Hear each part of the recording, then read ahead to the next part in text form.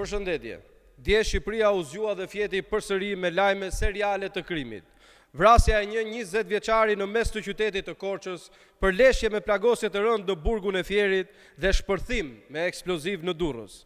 3 ngjarje të rënda në të njëjtën ditë, që tregojnë një realitet të frikshëm. Siguria publike në Shqipëri është dorëzuar dhe shndruar në pasiguri kronike. Qytetarët nuk janë më të sigurt as në rrugë, as në qytet, as në institucionet e sigurisë së lartë pas hekurave të burgut, ndërsa krimi vepron me një guxim që nuk do ta kishte nëse shteti do të ishte realisht në këmbë. Kjo nuk është më çështje statistikash, por çështje e jetës së shqiptarëve.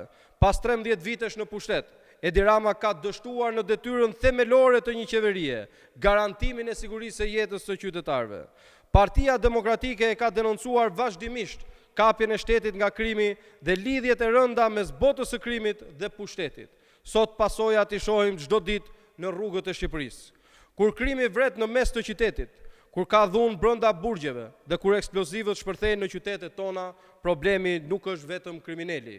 Problemi është një shtet që nuk e parandalon, nuk e godet dhe nuk e ndëshkon krimin. Edi Rama mund të vazhdojë të flasë për Shqipërinë turistike dhe për propagandën dhe për sukseset e tij imagjinare, por shqiptarët e dinë realitetin. Sot në Shqipëri nuk mungojnë kamerat dhe propagandat, por mungon shteti.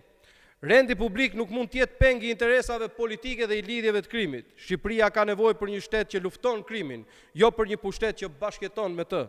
Dhe për këtë përgjegjësia politike është e qartë. Edi Rama dhe qeveria e tij kanë dështuar të garantojnë sigurinë e shqiptarëve. Ata mira qytetarë që protestojnë prej 70 ditësh kanë dalë ndër të tjera edhe për rendin dhe sigurinë e munguar. Thirrja e tyre kryesore, Rama jepet dorëheqjen, jehon sot më shumë se kurrë pas kronikës të së shtunës të mbuluar me gjak. Faleminderit.